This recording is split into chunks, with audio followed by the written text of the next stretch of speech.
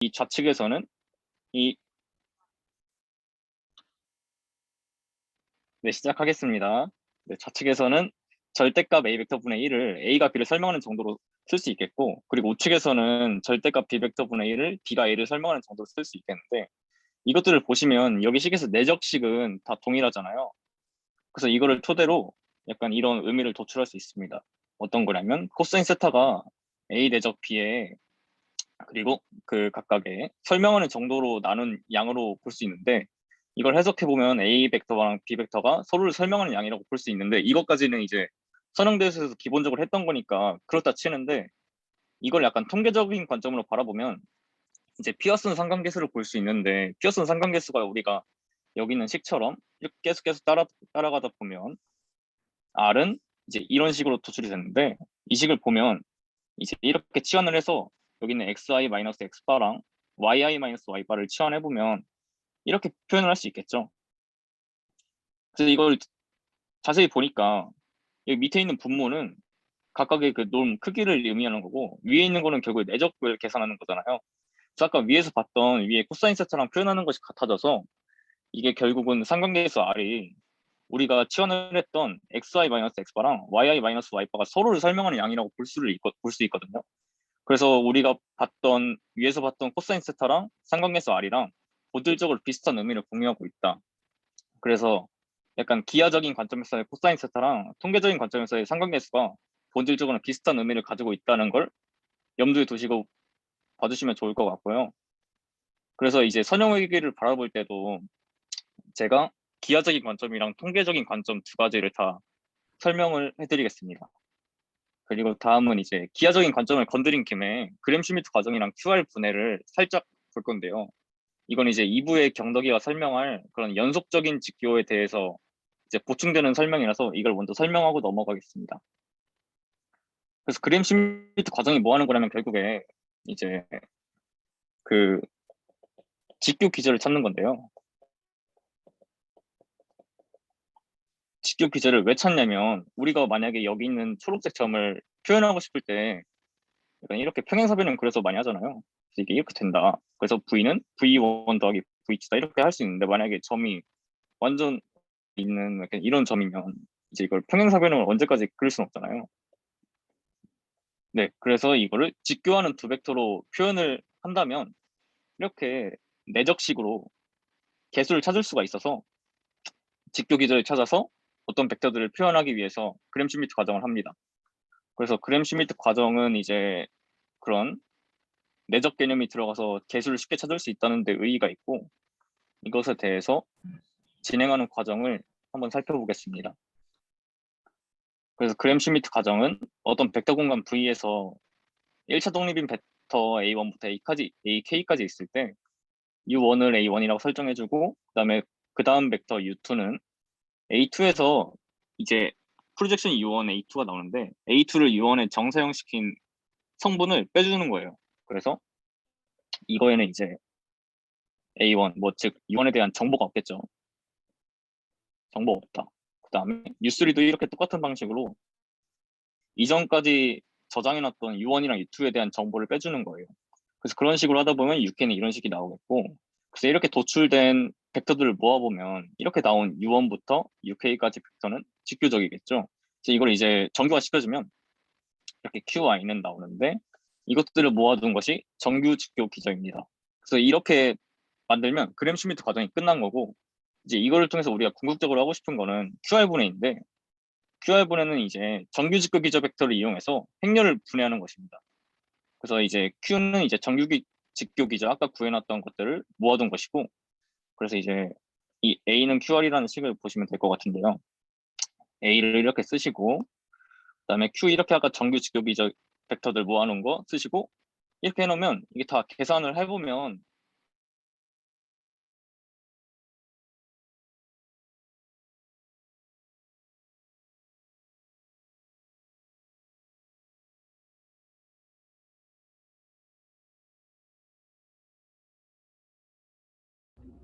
현도님 마이크가 꺼진 것 같습니다.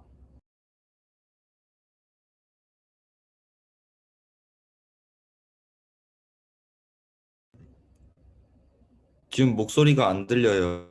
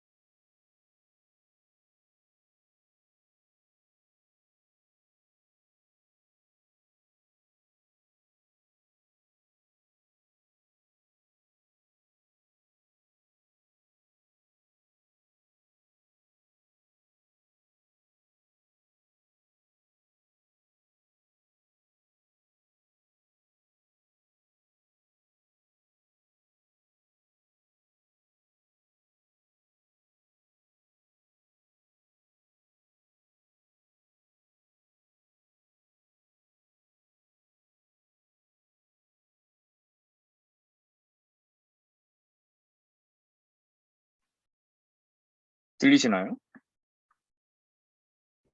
네네, 들립니다. 죄송합니다. 어,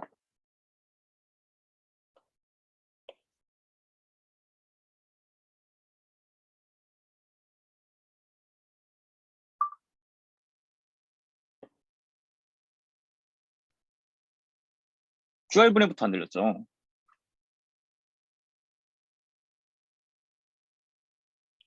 그래서 QR분해 설명을 이제 그림으로 보셨으니까 결론만 말해보면 여기서 구한 그램 시미트 과정으로 구한 정규직표 비저 행률이랑 그리고 상삼각형률 분해가 가능하다. 그리고 이거를 경도이가 2부에 응용해서 설명을 할 것입니다. 네, 그럼 선형외기 통계 부분을 이제 들어갈 건데 일단은 회귀 분석이라는 거에 대해서 정의를 먼저 해봤는데 회귀 분석은 이제 관심 대상이 우리가 Y가 있고 그리고 우리에게 주어진 정보들을 통해서 결국에 이 정보들이랑 우리의 관심 대상이랑 어떤 함수적 관계가 있는지에 대해서 찾는 건데 그중에서도 오늘 저희가 다룰 선형외기는 이런 관심 대상 Y를 설명할 만한 정보들이 주어졌을 때 이것들을 선형으로 어떻게 설명할 수 있냐를 보는 건데요. 그래서 관심 대상에 대한 정보들의 영향을 이제 추정할 건데 그래서 여기서 밑에 있는 정보들을 보시면 우리가 관심 대상을 Y라고 해두고 주어진 정보를 X1부터 XP라고 하고 그럼 이제 이것들에 대한 각각의 영향력 같은 느낌으로 가중치 같은 느낌으로 그것들이 얼마나 우리의 관심 대상에 영향을 주냐 그런 걸로 추정을 할 것이고 그리고 어떤 우리가 주어진 이런 특정 조건 하에서 이런 관심 대상의 평균이 어떻게 나올 건지 볼 것입니다. 그리고 여기서 저희가 결국에 이 회귀 분석을 하는 이유가 어떤 데이터가 생성되는 메커니즘을 알고 싶은 건데 저번에 그 OT에서 정규형이 설명해줬던 것처럼 우리가 이거를 참 메커니즘은 알 수가 없거든요. 그래서 이거를 알기 위해서 베타 추정해보는 거고 이게 완벽하진 않지만 우리에게 주어진 정보들을 이용해서 이제 베타를 추정해서 어떤 메커니즘이 어떻게 이루어질까를 고민해 보는 게 약간 선형 회귀 분석이라고 보시면 될 것 같습니다. 그 다음에 또 추가로 설명하고 싶은 게 만약에 우리가 설정한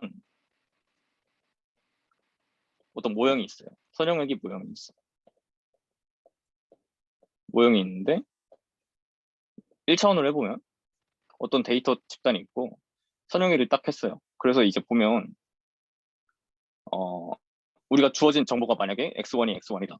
이런 식이면 이렇게 도출이 될 거 아니에요. 근데 우리가 이게 막 이게 여기 딱 그대로 나오면 좋겠지만 여기 나올 수도 있는 거고 여기 나올 수도 있는 거 여기 나올 수도 있는 거잖아요.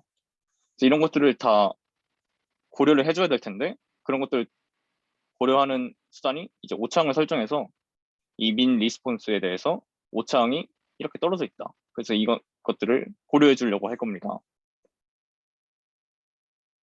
그 다음에 보시면 이제 이런 식이 나왔어요. 만약에 선형회계에서. 그래서 주택 가격이 방해수 곱하기 2개랑 그리고 지하철역과의 거리에 대해서는 반비례하고 그리고 절편이 이렇게 주어졌어요. 그러면 만약에 방해수가 2개고 지하철역과의 거리가 1.2km면 여기다가 넣어보면 2 곱하기 2 빼기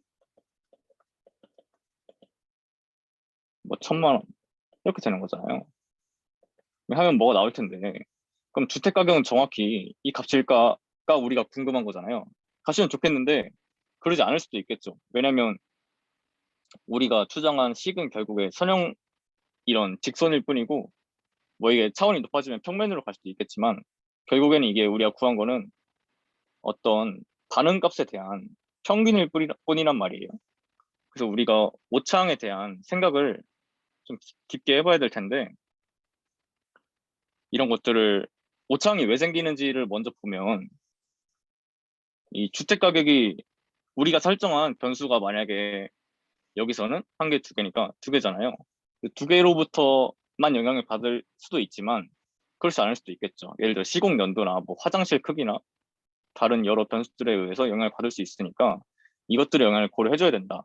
그리고 뭐 혹시나 모를 이런 현재 코로나 상황 같은 그런 굉장히 우연적인 랜덤리스도 고려를 해줘야 되니까 이런 것들을 오차항에 넣어준다고 생각해 주시면 좋을 것 같습니다.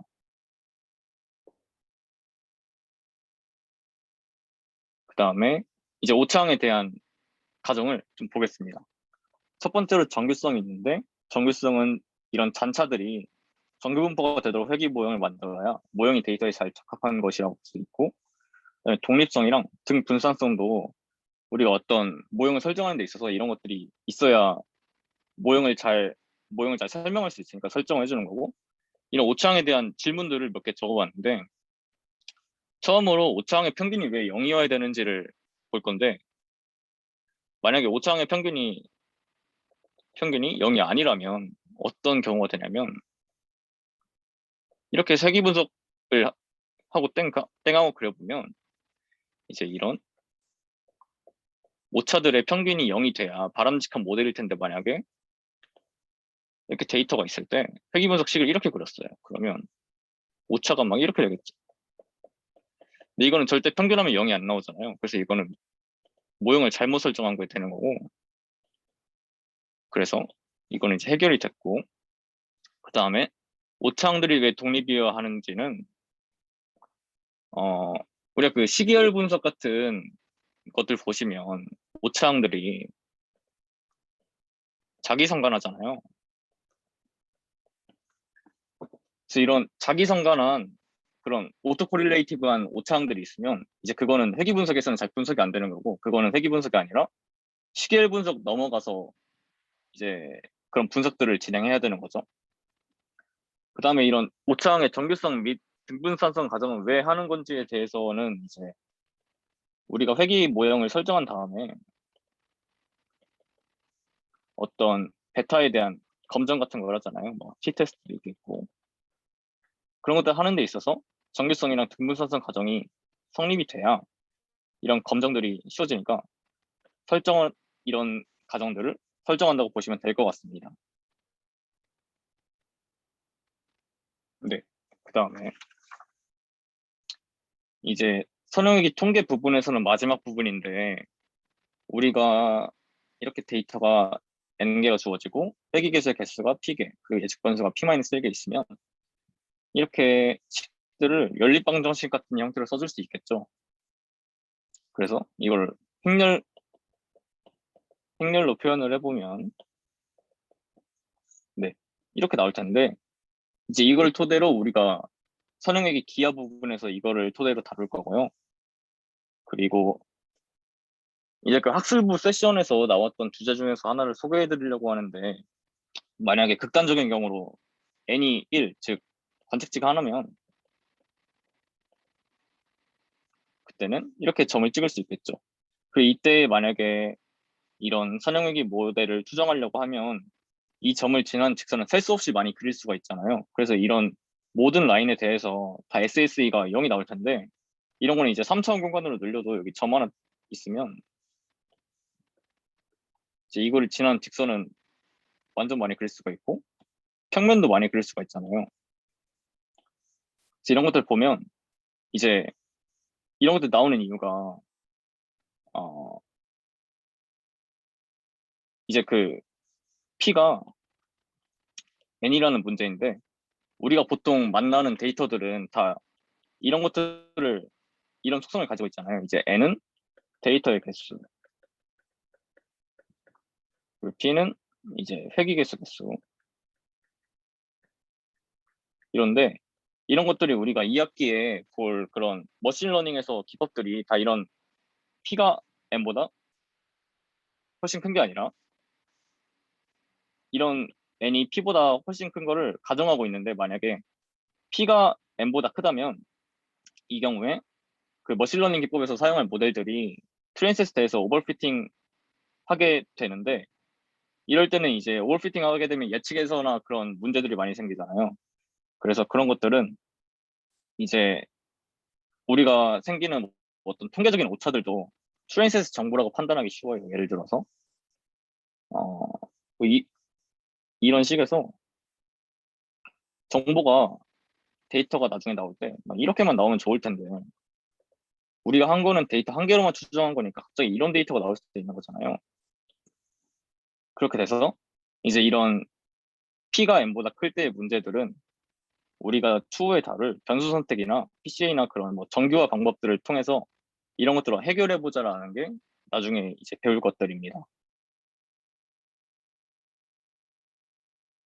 그다음에 선형외기 이제 통계 파트가 끝났고 기하 파트인데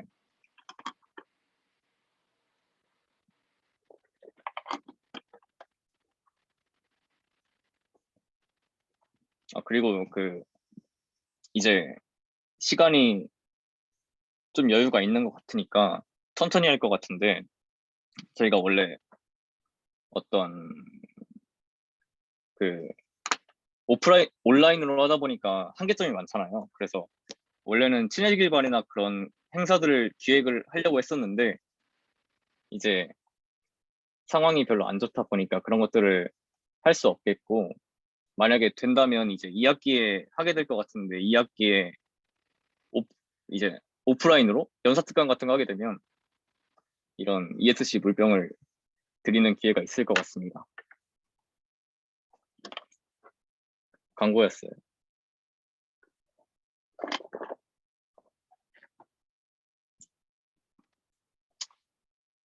그다음에 이제 선형외기 기하 파트로 넘어가 봅시다.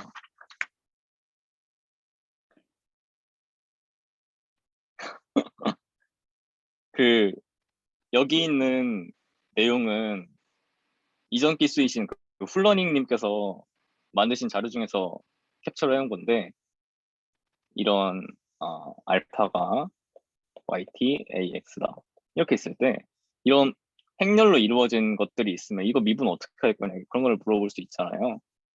이렇게 하면 이제 X로 미분하는 거니까 앞에 거 개수처럼 나오고 그리고 이 알파를 Y로 미분하면 Y는 트랜스포스가 씌워져 있으니까 약간 얘네들도 트랜스포스 씌워서 나온다. 그런 식으로 이해를 하면 좋을 것 같습니다. 이런 것들은 그 제가 올려드린 벡터 미분이랑 그 선형대수 파일에 다 있는 거라서 간단하게 설명을 하고 넘어가겠습니다. 그다음에 알파가 xt, ax일 때 알파를 x로 편미분하면 이제 여기 있는 거는 이렇게 되겠고 그리고 이거에 대해서 미분하면 트랜스포스 있으니까 xt, at 그래서 이걸 묶어주면 이렇게 되겠죠. 그 얘기 나오는 건데 이런 것들 이제 종종 나올 테니까 그 강의 파일 보시면서 공부해 보시면 좋을 것 같습니다. 그다음에 우리가 결국에 이거를 왜 하냐면 중요한 게 리스트 스퀘어 에스티메이터를 벡터 미분을 통해서 구해 볼 건데 그거를 써보겠습니다. 이제 우리가 찾는 목적 함수가 어떤 벡터들이 이렇게 있을 때 그리고 우리가 이런 민 리스폰스 평면 같은 거를 추정한다고 생각해 보면 이제 이렇게 거리들이 차이가 날 거 아니에요. 가장 직관적인 관점은 이런 거리들을 합해서 최소화하면 어떤 우리가 찾는 그런 민 리스폰스 평면이 나오지 않을까? 그런 관점에서 시작하는 거고요. 그래서 이런 우리가 찾는 목적 함수를 써보면 이렇게 되겠죠. 그래서 이거를 전개를 해보면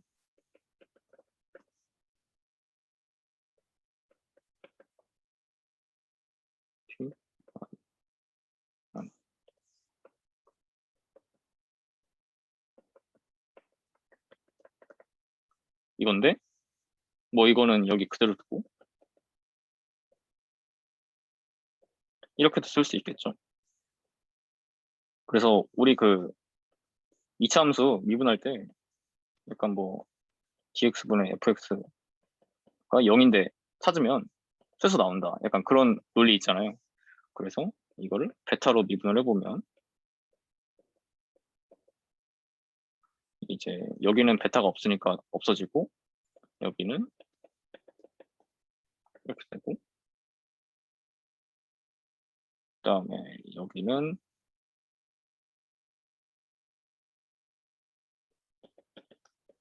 네, 이렇게 되는데 이제 이거를 0으로 만드는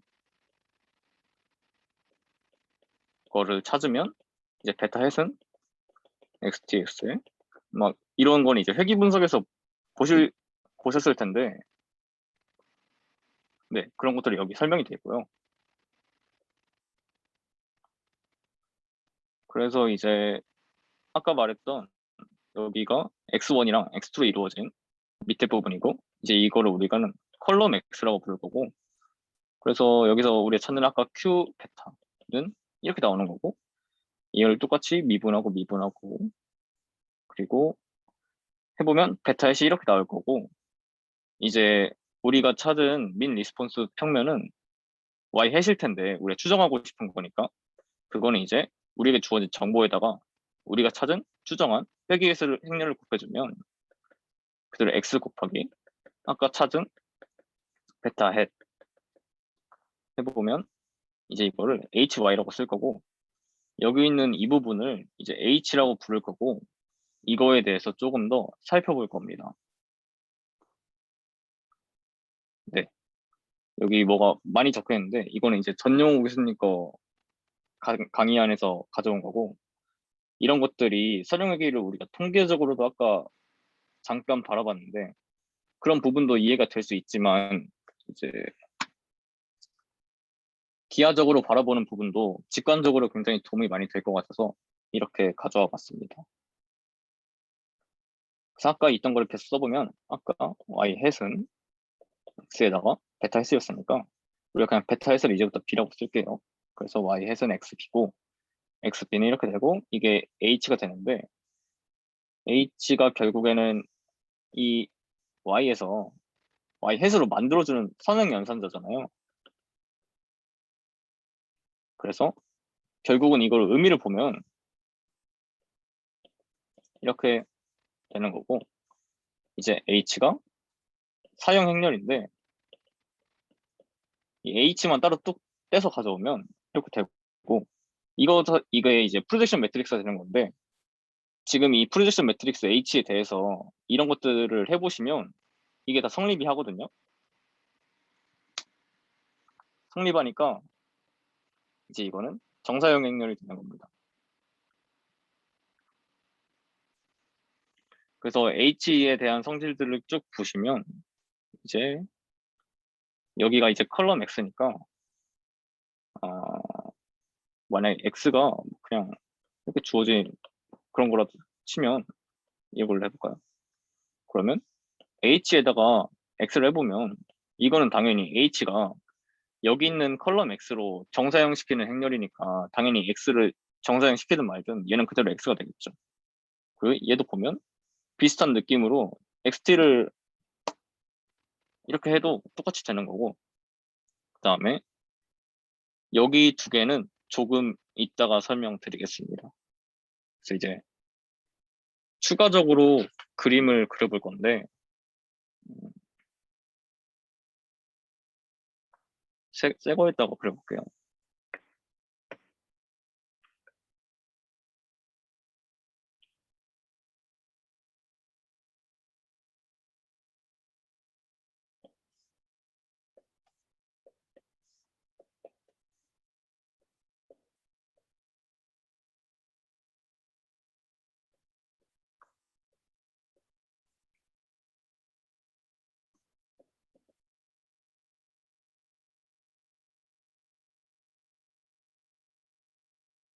네, 이렇게 그림이 되고, 그 다음에 이제 우리가 하고 싶은 게 y 햇은 hy였는데, 이제 y를 이런 식으로 정사형시키는 게 h 행렬의 의미였는데, 이게 그리고 해석을 해보면 h는 우리한테 주어진 것은 이제 컬럼 x라는 정보 집단이잖아요. 정보 집합이라고도 볼 수 있겠는데, 우리는 이거밖에 모르니까 여기서 y를 설명해보자. 그런 식으로 다가가면 y는 이제 컬럼 x에 없는 거니까 얘를 설명해 보려면 우리의 시점에서는 여기밖에 모르니까 얘를 별로 정상시켜 갖고 보자는 게 약간 기하적인 관점이고, 그래서 보시면 이제 x를 p-1차원이라고 해보고 얘를 1이니까 1차원으로 보고, 그 다음에 만약 예를 들어서 p는 2일 때 우리가 그것도 쓸 수 있겠지. 저번 시간에 학술부장님이 설명해 주셨던 약간 그런 내용의 일환인데, 이제 그 각각의 자유도들을 써놓은 건데, 이제 이게 여기에 그대로 응용이 되더라고요. 그래서 P는 2면 이제 SSE가 N-2라는 건데, 이게 그림을 한번 더 그립시다. P가 2일 때 얘가 1차원, 그다음에 얘는 원래 1차원.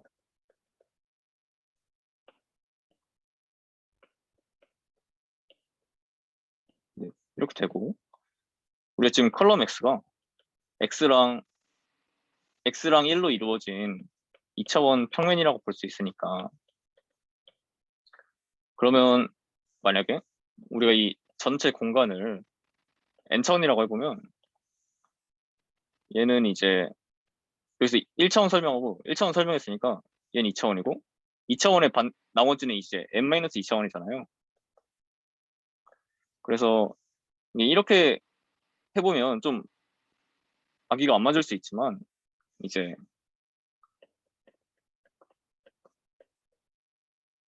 orthogonally complement space,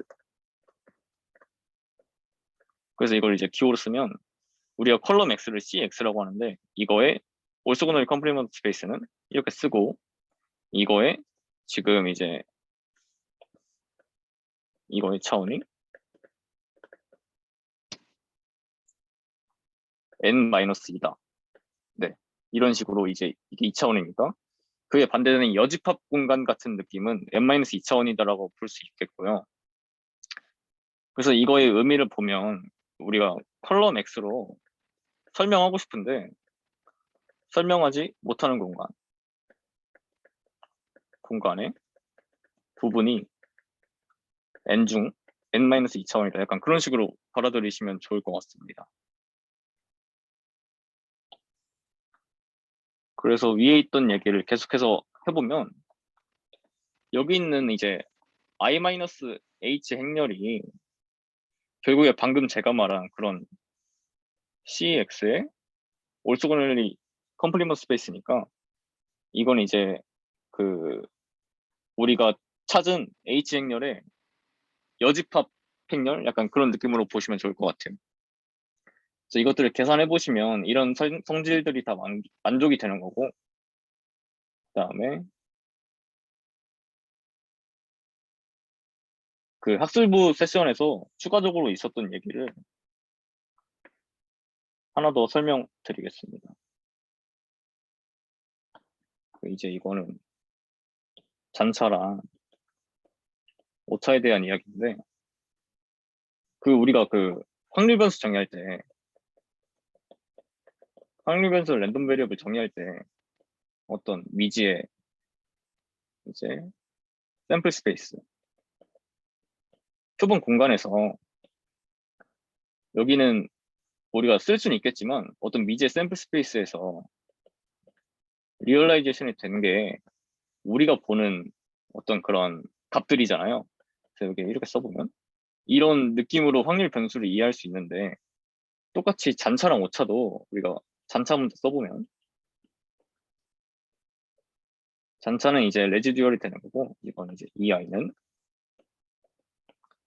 yi 마이너스 yi 햇 이시 되는 건데, 이거는 이렇게 되겠죠. 아까 y 햇은 hy였고, 네, 그리고 이거는 뭐 xp 이런 식으로 쓸 수 있으니까, 여기 있는 y 햇은 추정된 거고, 추정된 거에 대해서 비제로랑 비원을 찾았으니까 그걸 이렇게 쓸 수 있는 건데, 이거의 의미는 실제값 yi랑 실제값과 어떤 우리가 찾은 추정한 민 리스폰스에 대해서 약간 적합된 값에 대한 차이잖아요.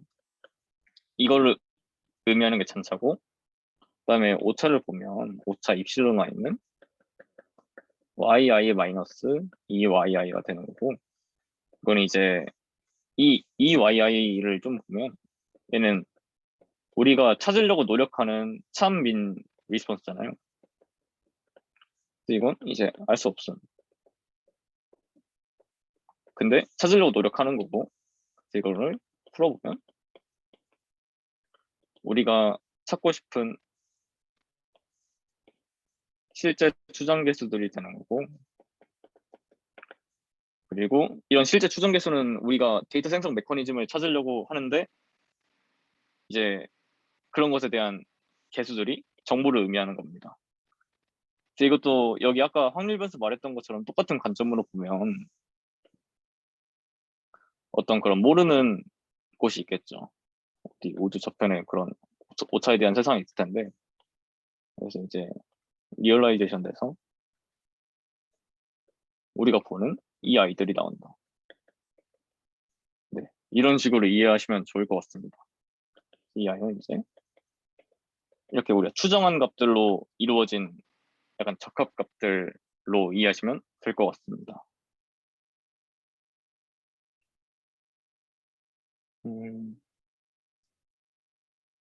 그다음에 여기 있는 잔차에 대한 성질들을 계속해서 보겠습니다.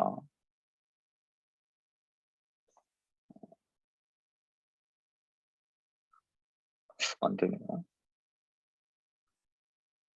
그래서 여기서 보시면 아까 저희가 Q 베타 이거 RSS였는데, 잔차 제곱합 이거를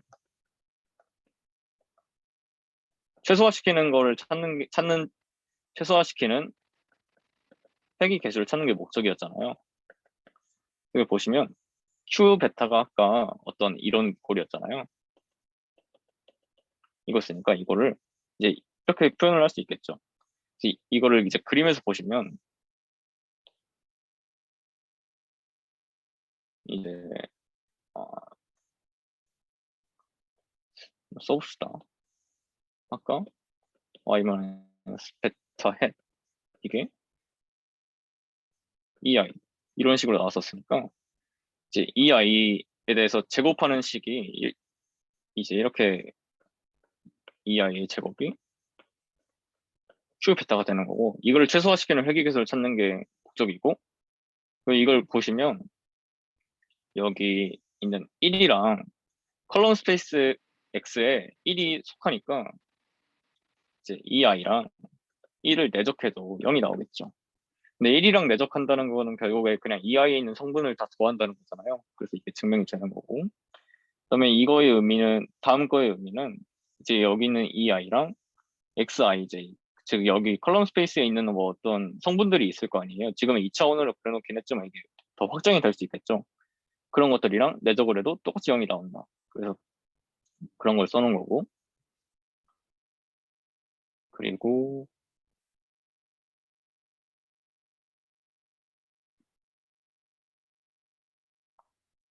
그다음에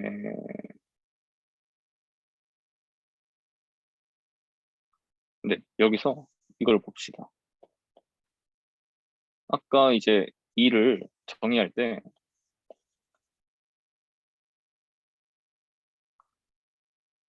이게 2i니까 이거 더하기 이거 더하면 y 햇 더하기 2i 더하면 y가 되는 거잖아요. 그래서 2i는 y 마이너스 y 햇이 되는 거고 이걸 써보면 y 햇이 아까 정사형 행렬에다가 y를 내려 꽂은 거였으니까 이렇게 될 테고 묶어주면 i 마이너스 h에 y가 되겠죠.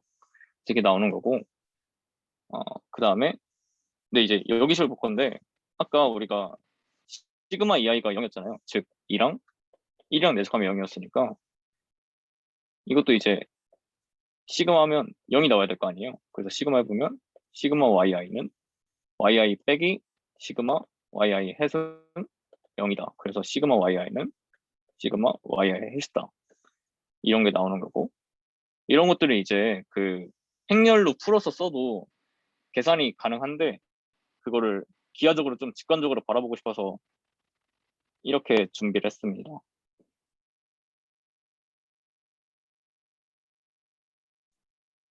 이제 1부는 이렇게 마무리가 됐는데 1부 정리를 해보자면 우리가 어떤 반응 변수, 우리가 관심 대상이 어떤 메커니즘에 의해서 생성되는지는 알 수가 없고 그런 참 메커니즘을 찾기 위해서 우리가 선형회귀 분석을 통해서 한번 추정을 해보고 싶은 건데 그거를 이제 추정하는 데 있어서 사용되는 게 N개의 관측 데이터뿐이고 이런 것들을 이용해서 회귀 개수들의 참값을 추정해보는 게 선형회귀 분석입니다. 네, 이 정도로 1부는 마무리 될 것 같고 이것에 대해서 약간 학술부장님 코멘트 있으신가요? 저는 코멘 저는 코멘 저는 코멘 이걸로 해? 저는 코멘 이걸로 해? 저는 코멘트는 끝나고 하려고 한꺼번에 하려고 했는데 설명을 너무 잘해주셔서 감사합니다. 도형에 위에 그 막 직접 그리신 팔렸는데 방금 경덕이랑 얘기하면서 근데 끝나고 한꺼번에 얘기하겠습니다. 네, 고생 많이 하셨어요. 너무 고생 많이 하셨어요. 그리고 그러면 그 간사님도 이제 1부, 2부 다 끝나고 한꺼번에 코멘트 하실 건가요? 일단 그러면 이게 왜 목소리가 약간 울리는 거. 이게 스피커로 들어가지고 혹시 그 스피커를 끄시는 왜 이러지?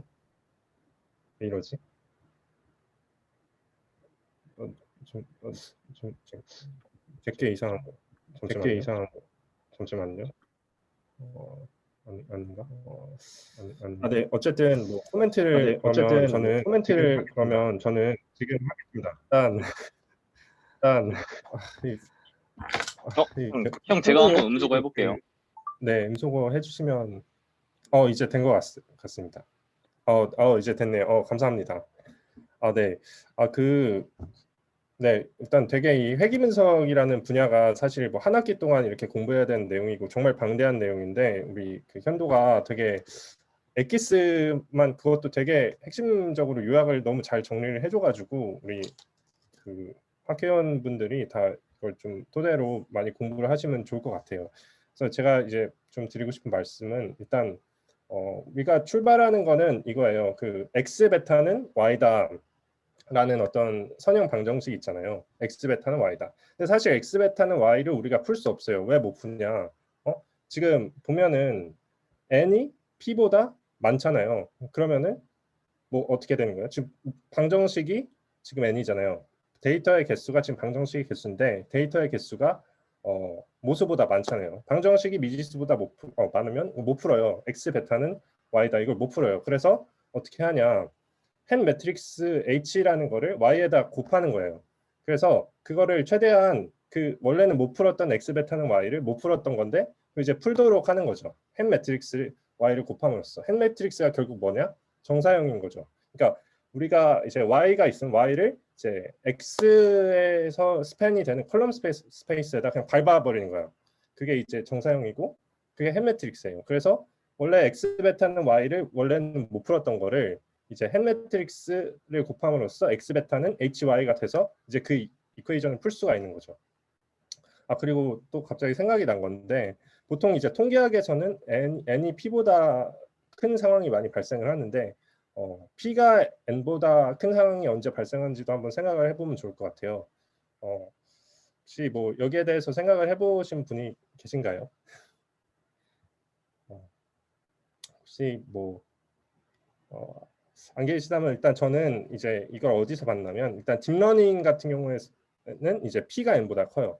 보통 p가 이제 모수의 개수잖아요. 파라미터의 수잖아요. 그래서 딥러닝 같은 경우는 뭐 모수가 100만 개가 되고 데이터는 끼케야 10,000개, 10만 개 뭐 이렇게 되거든요.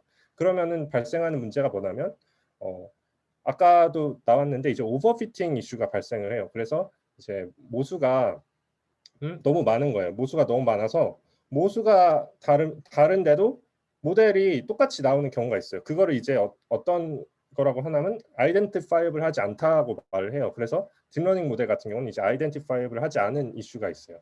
그게 이제 P가 N보다 큰 상황이고, 근데 보통 우리가 앞으로 다루게 될 상황은 이제 N이 P보다 큰 상황이라는 거죠. 네, 그래서 그 부분에 대해서 우리가 이제 공부를 할 거고, 그리고 이제 오차에 대해서도 좀 이렇게 와닿지 않는 분들이 계실 수도 있는데 자꾸 막 정규성 가정을 하잖아요. 왜 정규성이 갑자기 막 나오냐 하는데 이렇게 생각해 볼 수가 있어요. 그러니까 Y를 사실은 무한대의 많은 설명 변수들의 결합, 선형 결합으로 생각을 할 수가 있는데 그 중에 우리가 사실 그 설명 변수들이 뭐 일부에 의해서만 사실 이렇게 Y가 변하는 거예요. 나머지는 사실 별로 중요하지 않은 애들이야. 그럼 걔네들을 이제 뭐 XP부터 XN까지 있으면은 걔네들을 다 퉁쳐가지고 다 합해가지고 하나의 그냥 확률 변수로 보는 거예요. 그러면 확률 변수들이 뭐 임의로 이렇게 있을 때 걔네들을 다 더하면은 임의의 확률 변수들을 다 더하면 우리가 뭘 알고 있죠? CLT에 의해서 정규 분포로 가는 거 알고 있잖아요. 그렇게 한번 또 생각을 해보시면 조금 더 와닿으실 수도 있을 것 같네요. 네, 제 코멘트는 여기까지 하겠습니다. 네, 말씀 감사드립니다. 그러면 이제 1부는 이렇게 마무리하고 전체적인 숙제랑 그런 거는 이제 이후에 경덕이가 2부에서 다 끝나고 말씀드릴 거니까 네, 현재 시각부터 10분 동안 휴식하고 다시 진행하도록 하겠습니다. 57분에 시작하겠습니다. 먼저 이게 내용을 구성을 하다 보니까 막 생각보다 말을 할 내용이 많은 게 아니라서 금방 끝날 수도 있지만 그래도 제가 최대한 제가 생각나는 것들 그때그때 말하면서 진행을 하도록 하겠습니다. 네, 자 1부에는 저희 자랑스러운 학회장님 오현도님께서 이제 간략한 회귀 분석에 대한 개요랑 그 다음에 좀 더 선형 대수학적으로 얘를 접근하는 방식에 대해 설명을 해주셨는데요.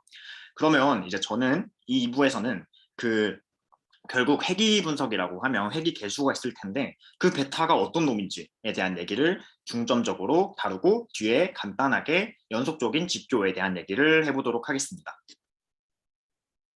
결국에 아까 위에 그림에서도 보면 Y를 컬럼 스페이스 X, 다시 말해서 X1, X2가 이렇게 만드는 공간, 그 어차피 시간이 많으니까 엄청 기초적인 것부터 엄청 자세하게 얘기를 할게요. 컬럼 스페이스 X라는 거는 결국에 얘네랑 얘네 선형결합으로 표현이 되는 건데 선형결합이라는 거는 결국에 A1X1 플러스 A2X2잖아요.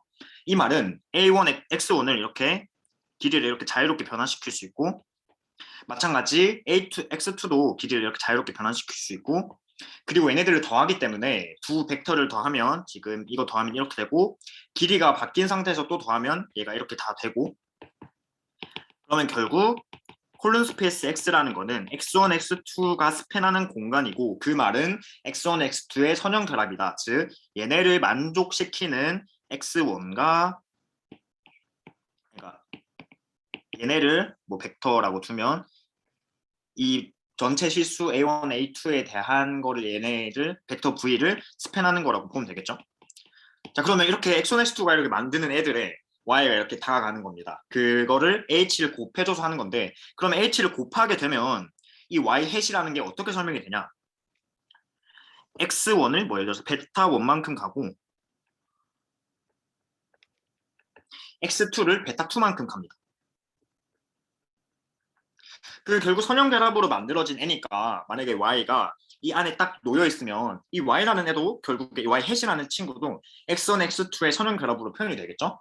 그러면 그 아까 A1, A2는 전체 실수였는데 이제 그 전체 실수 중에서 이 내렸으니까 하나로 이렇게 확정을 시켜주는 겁니다. 그게 바로 베타1, X1, 베타2, X2겠죠. 그럼 이렇게 더해서 여기 Y 해시 오는 거니까 아 그럼 이렇게 내리면 우리가 이렇게 선형결합꼴로 표현을 할 수 있구나.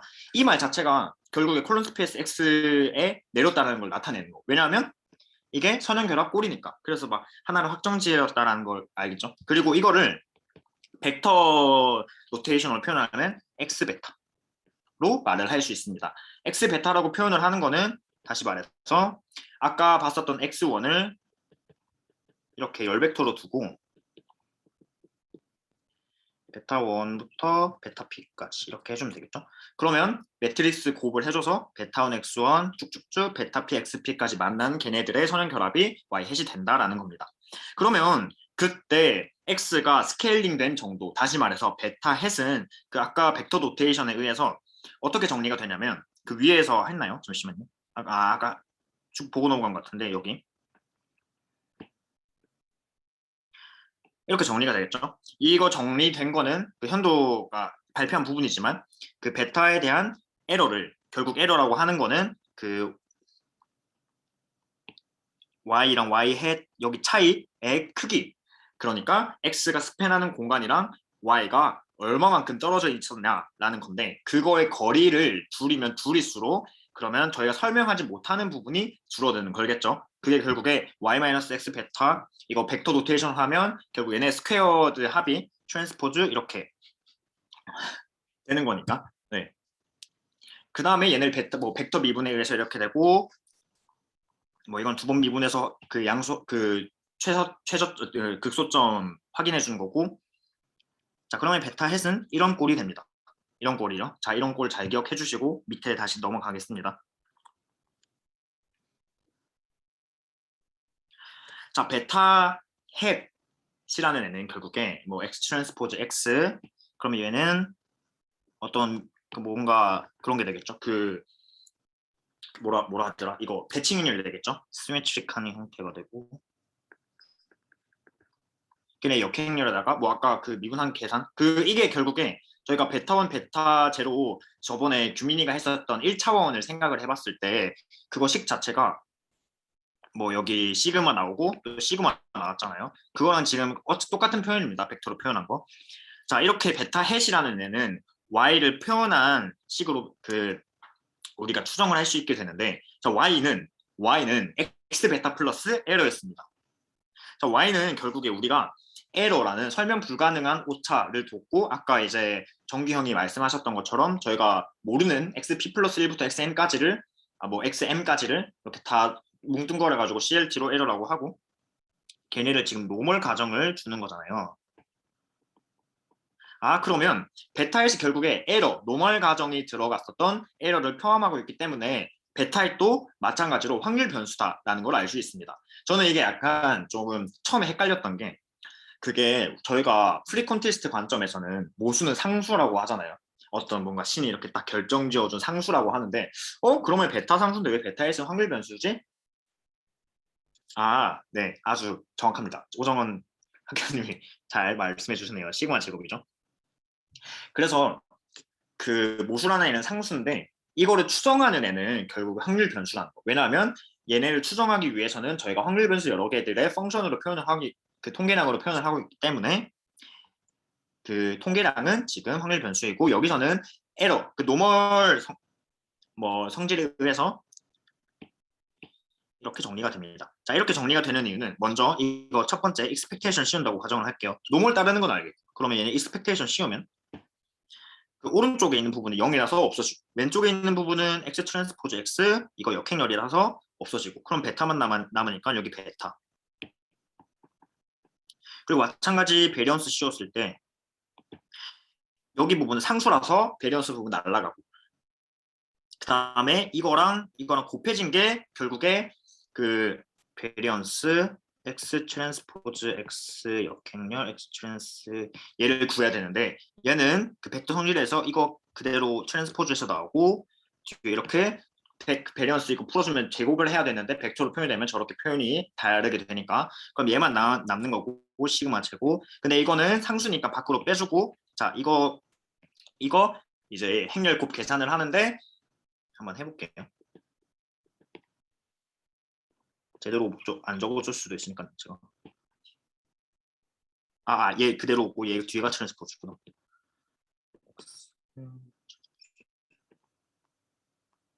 그다음에 x x 이거는 시메트리 맥치를 쓰니까 트랜스포즈에서 똑같겠죠? 그러면 이거 날라가고 얘랑 시그마 제곱만 만나게 되는 겁니다. 그래서 에러가 포함되어 있으니까 노멀을 따르고 얘네들은 결국에 expectation variance 성질들 벡터 폼으로 계산을 하면 저렇게 나오는 거구나 라는 거 알겠죠? 자 그러면 여기서도 저희가 모르는 거 지금 모르는 게 베타랑 시그마 제곱 두 개가 있잖아요. 그래서 하나는 저희가 두 개를 동시에 뭔가 추정을 하려면 자 이제 궁금한 관심사를 어디에 둬야 되냐면 베타 햇의 분포를 알았으니까 저희 통계학 입문에서 검정을 했었던 것처럼 뭔가 통계량의 분포를 알았을 때 그 분포상에서 우리가 가진 값이 얼마나 멀리 떨어져 있느냐 즉 p-value 값을 계산을 해서 이게 진짜 타당한 값인지 아니면 타당하지 않은 값인지 이렇게 판단을 했었습니다. 가설 검정으로요. 그렇게 그 구조를 이용하려면 그 모수 여기서의 모수 가설 검정을 해야 되는데 이렇게 베타랑 시그마 제곱 둘 다 모수니까 가설 검정하려면 이거 그 2디멘션 가설 검정을 해야겠죠. 근데 복잡하니까 저희 그냥 시그마 제곱 추정을 해서 저희 t 디스트리뷰션으로 합시다. 왜냐하면 통입에서도 n 6, 시그마 제곱 할 때 시그마 제곱을 아는 경우 이렇게 해서 간단하게 넘어가잖아요. 그래서 추정을 하면 자 원래 이 분산이라는 애를 추정을 하려면 이제 전체 표본에서 y에서 잔차 제곱의 평균을 이렇게 해주는 거잖아요. 맞나? 잔차 제곱의 합의 n 나누는 거 맞네. 잔차 제곱의 평균이 결국에 여기서 베리언스인데 자 여기서는 근데 에스티메이터인데 unbiased estimate 저희가 표본 분산을 n 말고 n-1로 나눠주는 것과 같은 이유로 n 대신에 p 플러스 1을 더 빼줘서 지금 분모를 이렇게 구성해주고 얘를 만들어줍니다. 자 그러면 지금 yi가 결국 노멀이었고 y 그 에러 들어가는 거 노멀이었고 얘는 추정한 애였는데 그러면 지금 정규 분포 yi를 yi 햇으로 지금 정규화 시켜준 느낌 나죠? 그러니까 뭔가 민으로 빼주는 느낌? 그 다음 이거 네. 그러면 저희 그 어떤 뭐라 그러나 x가 표준 정규 분포에 제곱을 하면 저희가 카이스퀘어 자유도 1을 따르는 거를 알고 있습니다. 그리고 이 표준 정규 분포의 제곱을 여러 번 더하면 카이스퀘어가 되는데 자유도는 더한 횟수와 같아지는 거를 알고 있어요. 자 여기 엄청 귀여운 애들이 있습니다. 안녕 나는 표준 정규 분포라고 해 하는 그 귀여운 애들이 두 명이 이렇게 제곱해서 합쳐지면 이렇게 몰린 안녕 얘는 카이스퀘어입니다. 카이스퀘어고 자유도가 2내가 되겠죠. 그래서 지금 이렇게 얘는 이제 밑에 분산 느낌으로 표준화 시켜주는 겁니다. 그러니까 얘는 그 디스턴스 그거 뭔가 이렇게 0으로 만들어주는 거고 이거는 뭔가 스케일 그거를 1로 만들어주는 애겠죠. 그러면 이거 n-p-1번 더해주는 거니까 아 얘는 카이스퀘어 이걸 따르는구나 라는 걸 알 수 있습니다. 정확히 따르는 게 아니라 뭔가 식 정리하면 이게 뭐 밖에 튀어나오나 봐요. 네. 네, 그래서 이거 곱해진 형태의 카이스퀘어를 따른다라는 거.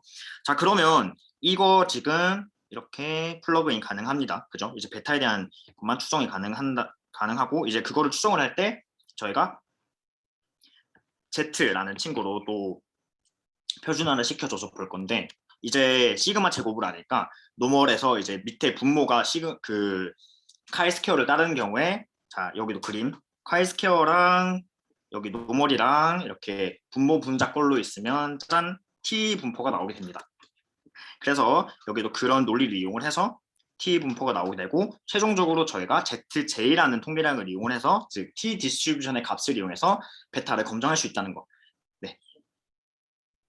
아 그러면 이렇게 추정한 값에 대해서 실제 리얼라이제이션으로 베타의 값을 얻고 나서 얘가 그러면 지금 베타잇이 있는 이 분포에 어디 위치하고 있을까를 판단을 할 수 있는 거고 그거를 통해서 만약에 0이라고 했을 때 아 0에서 멀면 이게 내가 가진 베타잇이 0이 아니라고 말할 수 있는 거고 뭔가 0이랑 되게 가까우면 아 내가 가진 베타잇이 알고 보니까 0이다.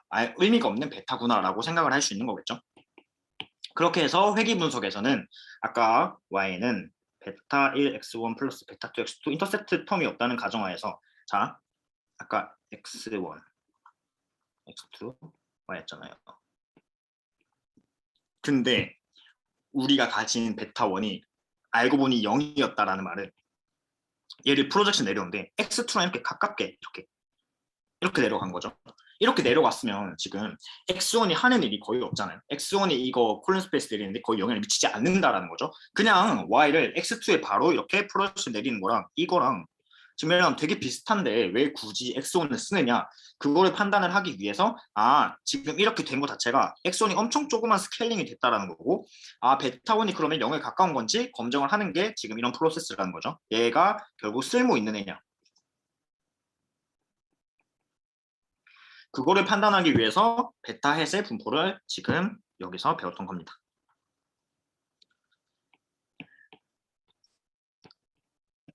자, 그래서 그 T분포 사용할 때는 저희가 주로 제1번째 베타가 0인치를 귀모가설로 놓고 판단을 합니다.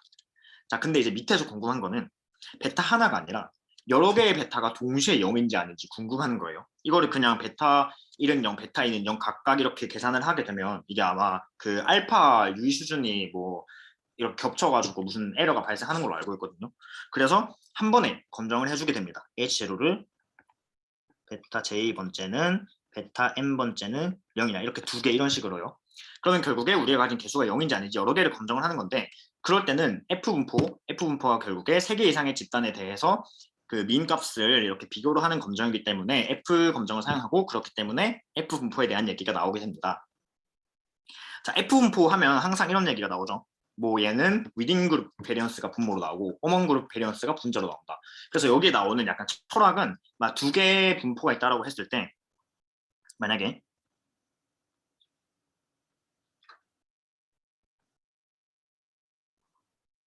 첫 번째 얘는 어먼 그룹을 보는 겁니다. 분자. 자, 어먼 그룹 베리언스가 이거 결국 민이 차이가 있냐 없냐인 거잖아요. 이거 두 개가 지금 우선 베타 1은 베타 2라는 거를 뭔가 F로 검정을 한다고 가정을 했을 때 그러니까 여기서는 민이니까 뭔가 얘를 생각을 했을 때 사실 이거 여러 집단으로 확장할 수 있으니까 얘로 먼저 생각을 해볼게요. 그러면 이 두 집단의 평균이 멀면 멀수록 겹쳐지는 부분이 적죠. 최대한 안 겹치는 애들이라는 겁니다. 하지만 이게 엄청 이렇게 뮤1, 뮤2 가까우면 가까울수록 엄청 많이 겹치는 확률적으로 되게 많이 겹치기 때문에 이것들이 비슷한데? 라고 말을 할 수 있는 거예요. 그렇기 때문에 뮤1, 뮤2 즉 다시 말해서 이 거리에 대한 베리언스가 크면 클수록 다른 애다. 자, 근데 두 번째 위딘 그룹도 신경을 써야 되는 게 분모. 같은 위치만큼 떨어져 있는데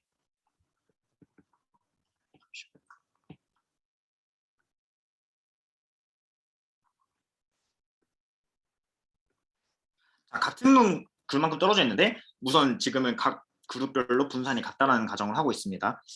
분산이 엄청 조그만 경우에는 이렇게 같은 거리만큼 떨어져 있어도 얘네들은 충분히 다르다고 얘기를 할 수 있습니다. 아, 다른 애구나. 겹치는 부분이 적으니까요. 하지만 근데 이게 엄청 크면 클수록 베리언스, 그 그룹 내 베리언스가 크면 클수록 겹치는 부분이 많기 때문에 얘는 뭐 같은 애 같은데 다른 애라고 말하기는 힘든다는 거죠. 그렇기 때문에 이 그룹의 베리언스가 엄청 작으면 작을수록, 이렇게 좁으면 좁을수록 우리는 다른 애다 라고 하는 거죠. 아, 그러니까 분모가 작아지고 분자가 커지고 그러면 전체 값이 커지면 커질수록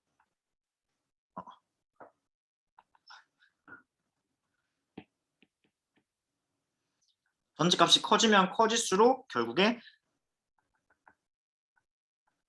다르다, 즉 같다라는 귀무가설을 기각하는 데 충분한 근거가 된다라는 겁니다. 이거는 여러 가지 원래 이렇게 여러 가지 집단을 이렇게 뮤1, 뮤2, 뮤3 쭉쭉쭉으로 확장하려고 이런 얘기를 한 거고. 자, 그래서 페그에서는 위딩 그룹 베리언스를 MSE라고 하고 그 다음에 어먼 그룹 베리언스를 MSR이라고 둡니다. 자, 얘는 그림에서 먼저 볼게요. 자, 위에서 그림을 보면 지금 아까랑 마찬가지 그 콜럼 스페이스에다가 y를 이렇게 내린 회귀 상황에서 지금 이 에러가 결국에 y 빼기 y 햇 트랜스포즈 y 빼기 y 햇이 이 에러의 제곱이 되는 거고 결국에 이거의 루트를 씌운 게 RSS가 되겠죠. 밑에서 지금 용어가 약간 그건데 용어가 약간 좀 헷갈리게 해봐. 자, 그 다음에 어쨌든 이 에러라는 거는 결국에 yi에서 우리가 피팅된 y 값이라는 거를 아시면 되는 거고 그 지금 인터셉트가 들어간 상황에서는 1이랑 x 얘네들이 이렇게 만드는 공간에 y를 이렇게 내려주는 거잖아요. 그러면 그 인터셉트라는 애는 결국에 어떤 애냐면 y 바라는 애는 y는 1벡터의 프로젝션을 내리게 되면 y 바가 됩니다.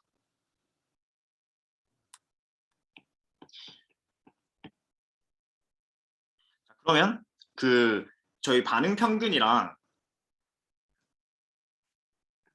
실제 피팅된 값의 차이가 여기서 말하는 그 sum of square 얘가 sum of square 뭔가 E랑 R이었는데 제가 이거 맨날 헷갈려가지고 E랑 이게 아마 R일 거예요. 네, 이렇게 되는 거고 그러면 결국에 이 토탈 에러 여기가 토탈 에러 이거는 y 빼기 반응 평균에서 토탈 에러 맞다. 이게 SSTO입니다. 네, 그래서 지금 보는 대상이 세 가지인데 첫 번째 우리가 가진 진짜 y 값, 두 번째 추정한 밑으로 내는 y 햇 값, 세 번째 반응 평균 y 바 1에 이렇게 내린 값 이렇게 세 가지를 통해서 세 가지의 에러를 만들었습니다. 첫 번째는 y랑 y 햇의 값, 두 번째는 반응 평균이랑 y 햇의 값이랑 그 다음에 세 번째는 y랑 반응 평균의 차. 네, 그렇게 해서 세 가지 관계를 살펴보면 지금 이게 딱 직가삼각형 이게 결국 정사형 내린 거기 때문에 이거랑 이거랑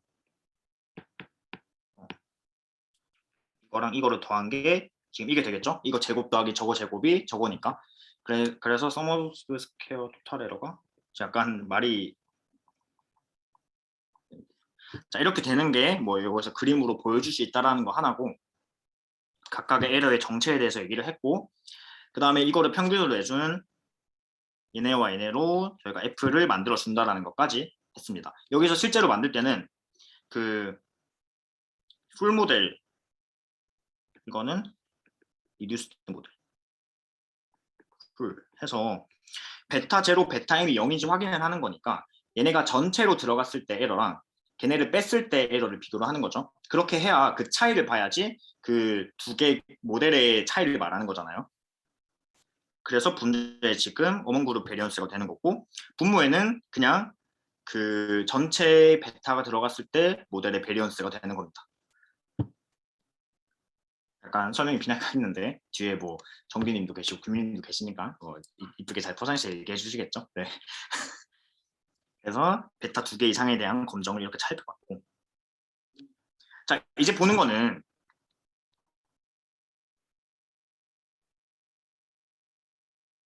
그리고 아까는 위에서는 베타가 하나에 대한 거였고 이게 2개 이상이었으니까 아까 이 그림도 결국에 베타 1, 베타 2 두 개로 뭐 시한이 된다는 거, 뭐 간단한 게 그런 얘기였고, 자 그러면 이렇게 구한 베타 햇이 결국에 좋은 친구냐라는 거에 대한 대답을 해야 되는데 그거를 가우스 마르코프 시오림으로 얘기를 할 수 있습니다. 이거 증명은 뭐 뭔가 그 일일이 하긴 좀 그러니까 따로 찾아보시면 되고, 대충 그 흐름을 말씀드리자면 결국에 베타 햇은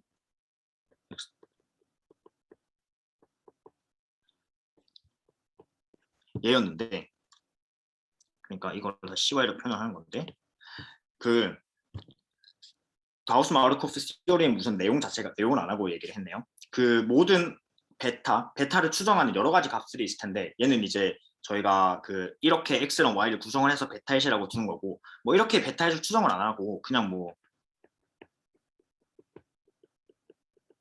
이런 식으로 해도 되잖아요. 저희가 뭐 식을 이렇게 바꿔도 사실 베타햇은 베타햇인데 이제 얘는 아까 위에서 말했었던 오차의 뭔가 합을 최소로 만드는 베타햇은 아닌 거죠. 그거를 리스트 스퀘어 베타햇이라고 하고, 얘네를 일반적인 베타햇이라고 했을 때 모든 그 만약에 베타햇이 unbiased estimator, 다시 말해서 얘네를 만족시키는 모든 이 베타 에스티메이터들에 대해서는 이 리스트 스퀘어 에스티메이터가 가장 그 분산이 작다라는 정리입니다. arbitrarily 이렇게 해가지고. 네, 분산이 작으면 작을수록 뭔가 좀 더 뾰족한 추정이기 때문에 저희가 더 좋다고 말을 할 수 있는 거겠죠. 그래서 결국 그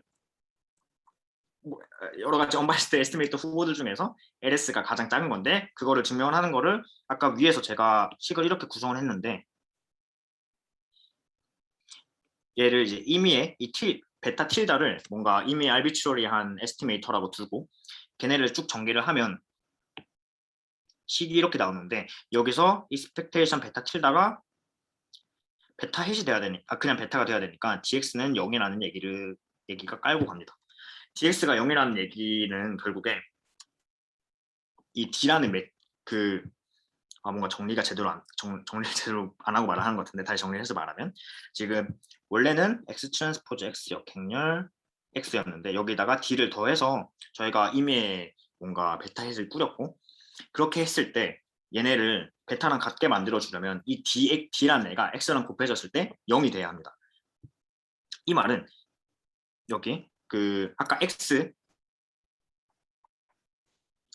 행렬에 있는 벡터 하나들이에요. 열 벡터들 하나들이라고 했을 때 원래 그 정확하게 지금은 그 콜 스페이스에 있는 벡터지만 만약에 그냥 하나라고 생각을 했을 때 d를 곱하게 돼버리면 바로 이렇게 연 벡터로 가버린다는 거죠. 이렇게 0으로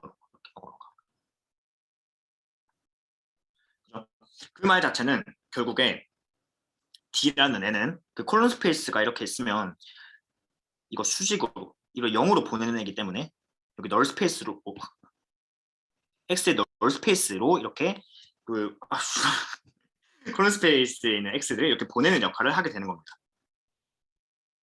자 그러면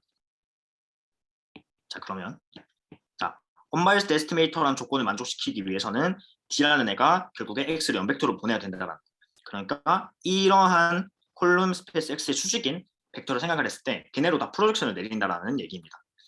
그런 가정이 있어야 같은 unbiased estimator라는 얘기가 되겠죠. 그렇게 되면 지금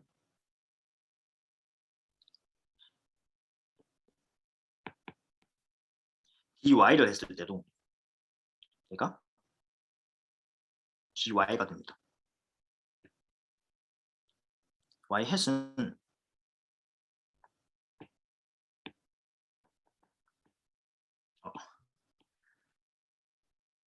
네. 그리고 저희가 이렇게 수직으로 내렸었던 게 이게 결국에 y 햇이 되는 거죠.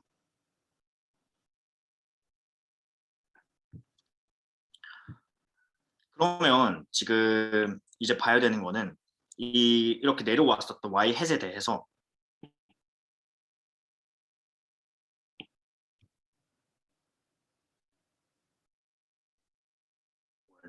배련수를 봐야 되는데, 배련수를 본다라는 거는 결국에 뭔가 여기는 약간 제 뇌피셜이긴 한데, 이렇게 내려간 y 햇에 대한 뭔가 길이를 보는 느낌이고, 얘네가 지금 그 결국 d를 더해준 형태는 얘네랑 얘를 두 개 더한 형태이기 때문에 뭔가 두 개 더해서 이렇게 만들어진 형태라서, 얘가 결국에 뭔가 베리언스를 나타내주는 애가 되고, 얘도 결국 베리언스를 나타내주는 애가 되는데, 그렇다면 항상 길이가 얘네를 수직으로 내렸을 때 이쪽 길이가 짧으니까, 이렇게 위로 떠 있을 때보다, 그래서 뭔가 얘네가 베리언스가 항상 적다라는 느낌을 인상을 받았었는데, 네, 제가 뭔가 이거 정확하게는 네, 막상 또 하려니까 얘기가 잘 안 나오네요. 네, 어쨌든 가우스 마르코프 시오림은 그 언바이스드 에스티메이터 중에서 가장 베리언스가 적은 게 리스트 스퀘어 에스티메이터라는 거고, 그 증명을 다음과 같이 아비트러리한 베타 햇을 통해서 한다는 점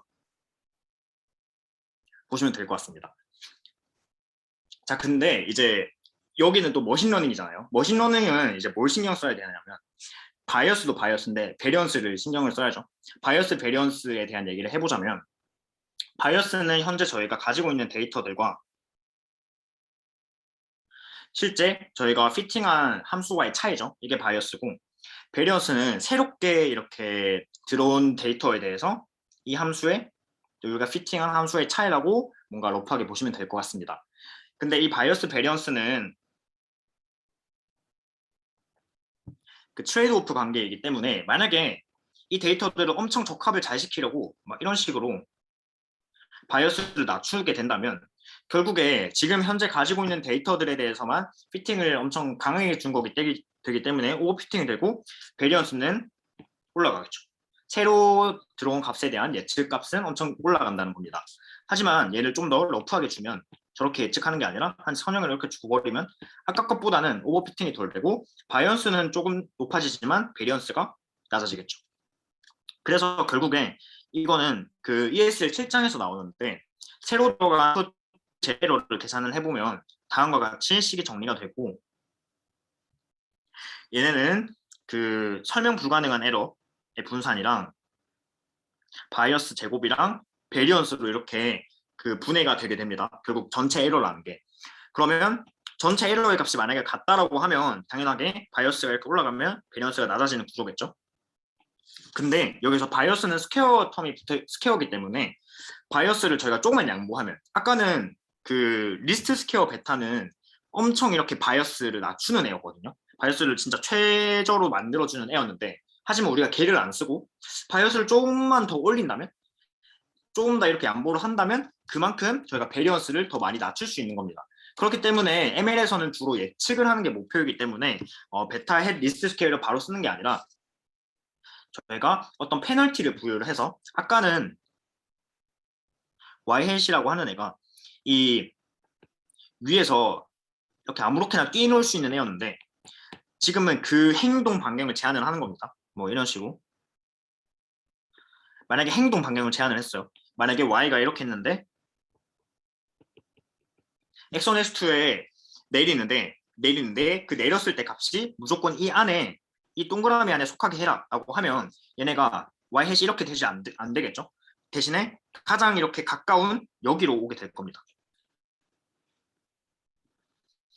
그죠? 그러면 지금 이렇게 행동 반경을 제한을 함으로써 바이어스라고 하는, 바이어스는 결국에 여기 에러의 크기였는데 지금 바이어스가 이렇게 커졌잖아요. 그래서 얘네들을 좀 더 키우는 대신에 베리언스를 낮춘다. 즉 다시 말해서 원래 그 리스트 스퀘어 에스티메이션으로 구한 게 아니라 여기서는 페널티 텀을 추가를 해서, 페널티 텀이라고 하는 거는 베타의 행동 반경을 이렇게 좁혀가지고 그만큼 바이어스는 좀 포기를 하고 베리언스를 좀 더 이렇게 많이 낮춰주자라는 접근으로도 갈 수 있기 때문에, ML에서는 아무리 가우스 마르코프 시오렘에 의해서 얘네 바이어스가 최저라고 해도 예측이 목표이기 때문에 얘가 항상 베스트는 아니다라는 말입니다. 그래서 그 저희가 페널티 텀을 추가하는 방식으로 뒤에서 이제 나중에 배울 건데 뭐 리치나 라쏘로 하는 거겠죠.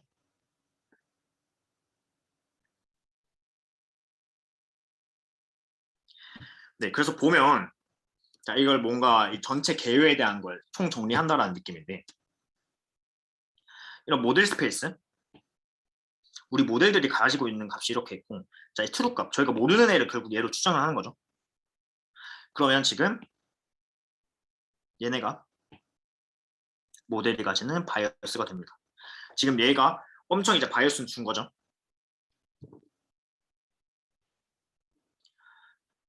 네. 잠시만요. 그림 베리언스가 이렇게. 자, 근데 이제 전체적인 이 점에 대해서 이 점을 추정했을 때 그 베리언스라고 하는 애는 지금 베타가 사방팔방으로 뛰어다닐 수 있기 때문에 베리언스가 이렇게 엄청 커지게 되는 겁니다. 근데 이제 얘네를 좀 제약을 줘버리게 되면 좀 더 이제 베타를 포기를 한다라는 그 바이어스를 포기를 하면 얘네가 좀 더 이렇게 길어지는 대신에 줄어드는 걸겠죠. 그래서 그냥 뭔가 전체적인 이런 흐름을 설명하기 위해 여기 그림 있는 거고 결국에 항상 좋은 것만은 아니다라는 게 핵심이었다라는 거 알아주셨으면 되겠습니다. 자, 그래서 지금 베타에 대한 추정했고 그 다음에 베타 검정하는 거 얘기를 하려고 하나 검정하는 경우, 2개 이상 검정하는 경우 얘기했고 가장 좋다라는 얘기를 하기 위해 가우스 마르코프 시오름 얘기를 했고 하지만 그렇다고 항상 베스트는 아니다라는 거를 말했습니다. 자, 그러면 베타에 대한 얘기 끝났고 지금 얘기할 거는 아까 위에서 현도가 그 QR 디컴포지션이랑 그램 슈미트 정리 말해줬는데 결국에 얘를 쓴다는 것 자체가 그 어떤 직교 벡터를 얘기를 한다라는 거잖아요. 그 직교 벡터를 왜 얘기를 하냐라는 그 이유에 대해서 뭔가 회귀 분석이랑 연결해서 말을 해보도록 하겠습니다. 원래 이제 전체적인 모형을 결국 매트릭스로 표현을 하면 y는 x 베타 플러스 에러가 되고 베타에서는 이렇게 생기는 애인데 얘를 만약에 계산을 하려고 하면 사실 이게 엄청 큰 애잖아요. 만약에 x가 n 바이 p면 얘는 p 바이 p 그러면 지금 p 바이 p 매트릭스에 대해서 역행렬을 계산해야 되고 x 트랜스포즈 또 여기 행렬으로 한 번 더 해줘야 됩니다. 그렇기 때문에 실제 데이터가 엄청 많은 상황에서 얘네들 행렬 곱해주고 역행렬로 구해줘야 되는 거는 되게 컴퓨테이셔널하게 비용이 많이 드는 일이죠. 근데 만약에 가정을 하는 겁니다. 이 x 열벡터들이 x1, x2 이렇게 했을 때 서로 만약에 직교한다면 x1, x2, x1, xp 이런 애들이 직교를 한다면 저희가 뭘 알 수 있냐면 두 벡터를 이렇게 내적을 하면 0이 된다라는 사실을 알죠. 왜냐하면 직교를 하면 여기 이렇게 되는 거고 뭐 코사인 뭐 90도가 되는 거니까. 자, 그러면 얘네가 어떻게 정리되냐면 x 트랜스포즈 x라는 거는 결국에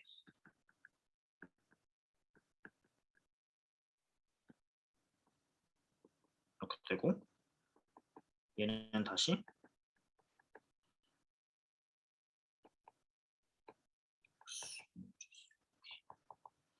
그다음에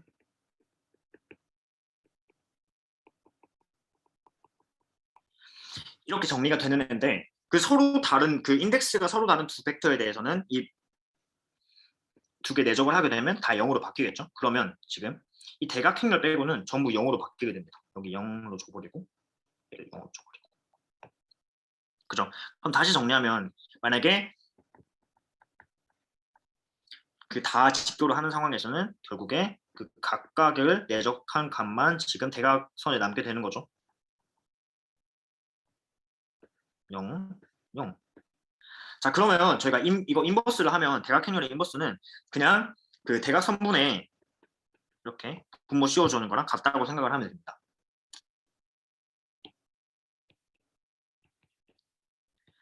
자, 그러면 지금 이렇게 다 직교를 하는 경우에는 여기 가운데에 속하는 애가 그 대각행렬이고 그리고 이거 인버스 하는 것도 되게 쉽게 계산이 된다라는 거 첫 번째겠죠.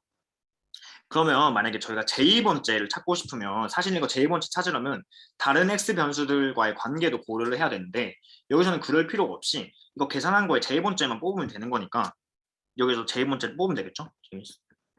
그럼 얘네가 분모로 오고 이것도 제2번째만 뽑아서 각각의 내적의 분모 분자 비율의 이렇게 비형식이 된다라는 걸 알 수 있습니다. 그러면 우리가 가지고 있는 제2번째 그 인풋 벡터랑 y랑 그냥 내적으로 해주면 되구나. 뭐 굳이 다른 거 다 넣어서 매트릭스 멀티플리케이션 해줄 필요가 없구나. 올소건을 매트릭스인 경우에는 그러한 뭔가 컴퓨테이셔널한 장점이 있구나라는 걸 알 수 있고. 그래서 근데 하지만 실제 저희가 가진 데이터가 다 직교 행렬일리는 만무하잖아요. 실제 뭐 그런 데이터를 얻을 수는 없으니까. 그래서 여기서의 초점은 우리가 가진 아무 데이터나 이렇게 우리가 가진 그냥 데이터를 직교화를 시켜준다라는 얘기입니다. 그게 지금 ESL에서 나오는 그 Successive Orthogonalization에 대한 얘기가 나오는 거고.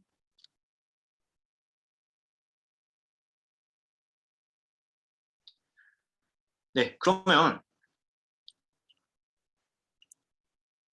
뭐가 중간에 뭐가 빠졌나?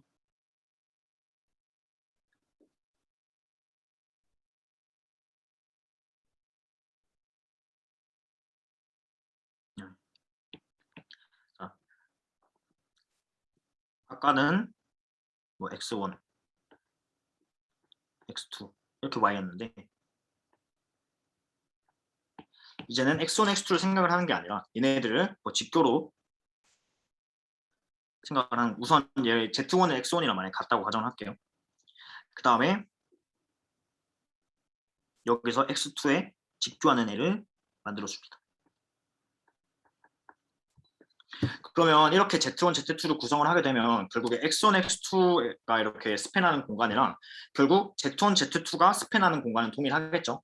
그게 결국에 위에서 말했었던 그 그램 슈미트 정리가 직교 행렬을 만들 수 있다는 거고, 그거는 결국에 그 어떤 N차원의 모든 서비스 스페이스는 올소고널한 베이시스를 가진다라는 얘기인데, 그게 결국에 지금 이렇게 직교 행렬을 만들 수 있는 그 뭔가 논리적 베이스가 되는 겁니다.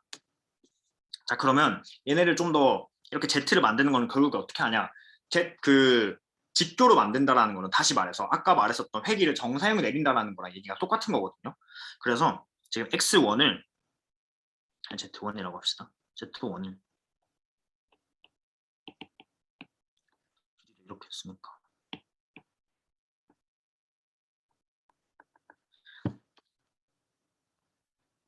X2를 X1에 대해서 이렇게 직교로 내리게 되면 결국에 그 직교로 내린 그 햇 X2랑 원래 X2와의 차이가 결국에 그 아까 에러라고 했었던 게 원래 있었던 X1과 이렇게 직교하는 관계가 되겠죠.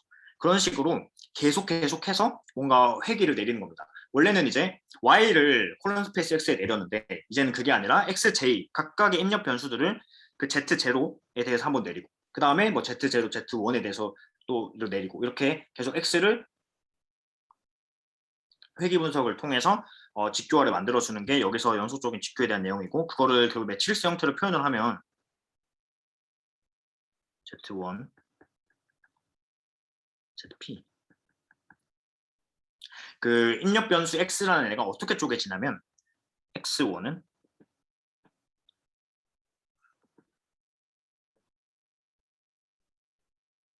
그다음에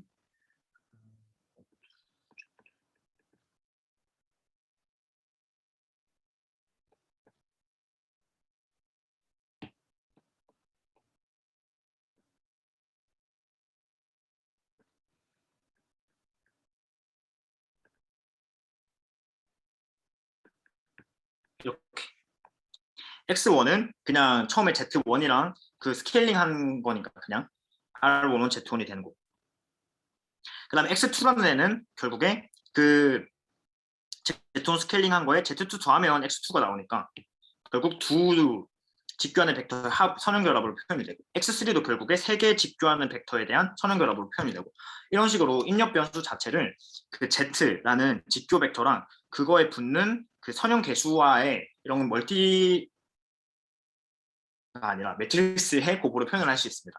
자, 이 상황에서 저희가 이 G라는 애는 지금 우선 그 길이가 1인 벡터는 아니잖아요. 지금 그냥 길이가 1인 벡터는 아닌데 얘네들이 노멀라이징을 해주는 겁니다. 그래서 이 역행렬을 곱해주고 얘네를 그 없애주려고 D를 곱해주면 이렇게 얘네가 Q가 되고 얘네가 R이 되겠죠. 그러면 아까 위에서 말했었던 그 QR 디컴포지션의 그 놈이 1이었었던 수직 벡터 Q가 왼쪽에 나오는 거고, 그 다음에 여기서 이거를 x를 만들기 위해 곱해줘야 되는 개수가 이런 식으로 구성이 되겠죠.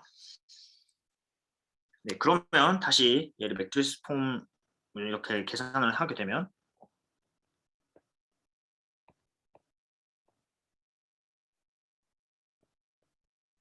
아까 말했던 그 그램 스미트 정리 꼴이 그대로 나오게 됩니다. 이렇게.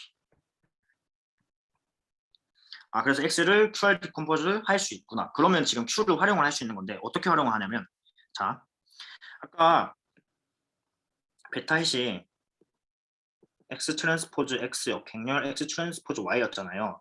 근데 지금 뭐로 알았냐면 x는 QR인 걸 알았습니다. 그러면 얘는 그대로 씌워주면 RT, QT, QR, 역행렬, RT, QT, Y. 그 다음에 Q는 수직 그 올소고널하기 때문에 얘는 그 I로 바뀌고 RT, R, 역행렬, RT, QT, Y. 근데 R은 지금 보면 그 전방행렬이기 때문에 역행렬 밖으로 풀어주면 R 역행렬,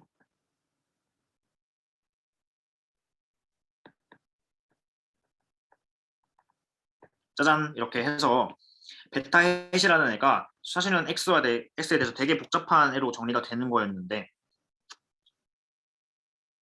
네, 걔네를 QR 디컴포즈 한 값을 그대로 넣어주면 지금 이렇게 R 역행렬 Q 트랜스포즈 Y로 계산이 된다는 겁니다. 그러니까 지금 확실히 연산 횟수가 줄었죠. 한번 멀티 이거 곱해주고 역행렬 구하고 또 곱해주는 거였는데 그냥 한번 이렇게 곱해주기만 하면 된다는 거.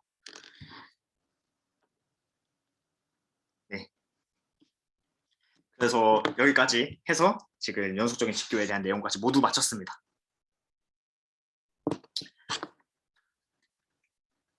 과제 설명은 저희가 문제 3개를 현도랑 같이 짰는데, 첫 번째, 두 번째는 ISL이랑 ESL에 있는 문제 그 이론적으로 이렇게 증명을 하셔서 푸시면 되는 문제고, 이 GitHub 링크 저희 이번 학기 GitHub 링크 올려놨습니다. 1번 문제는 이제 손으로 적거나 마크다운으로 기록을 하셔서 이거 올리시면 되고, 3번 문제는 코딩인데 데이터셋도 밑에 그 GitHub 링크 들어가시면 대충 이거 그 좀 개요를 짜놨거든요. 그래서 저희가 드린 CSV를 이대로 인풋을 했을 때 그대로 베타 햇이랑 Y 햇이랑 리턴을 할 수 있도록 그 함수를 짜주시면 됩니다. 근데 이제 짜실 때 그냥 리그레이션 모듈 사용하면 너무 재미가 없으니까 그냥 저희가 이거 어차피 행렬 곱에 대한 이해도 좀 할 겸 넘파이만 이용을 해가지고 그 다 매트릭스로 이렇게 확장된 설명회계 코드 짜시면 됩니다. 네, GitHub에 데이터셋 주어져 있으니까 받고 Y 햇이랑 베타 햇 리턴할 수 있도록 짜주시면 될 것 같습니다. 네, 여기까지 힘드네요. 네, 핵분석 즐거운 이야기 마치도록 하겠습니다. 네, 고생 많으셨고요. 그리고 이제 학술부장님이 여기에 대해서 얘기하실 거 있으시나요?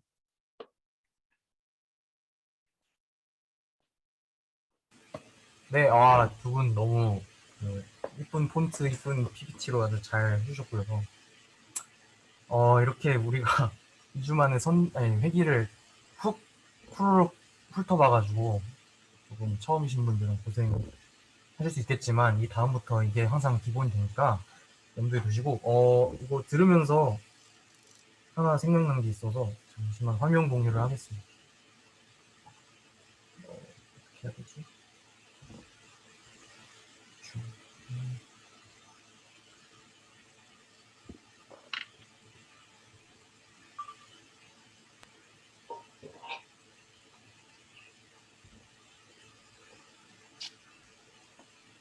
아까 QR 분해를 계속 했잖아요, 저희가. 근데 아까는 저희가 한 게 요거거든요. 이거는 지금 제가 맞게 썼다면은 이게 애초에 그 그람 슈미트 과정을 QR 분해처럼 이해를 해서 연산을 좀 줄였다 하는 건데, 사실은 이거를 이런 식으로도 따로 분해할 수 있거든요. 그래서 이거는 이 행렬 사이즈를 n/n짜리 올소고나 이게 올소고나한 거고요. 이제 요 놈은 이런 식으로 구성이 되는 행렬이에요. 그래서 이런 식으로도 어찌됐건 QR 디컴포지션을 하는 거는 아까 경덕님께서 잘 얘기해 준 것대로 그 연산량을 줄이는 거죠.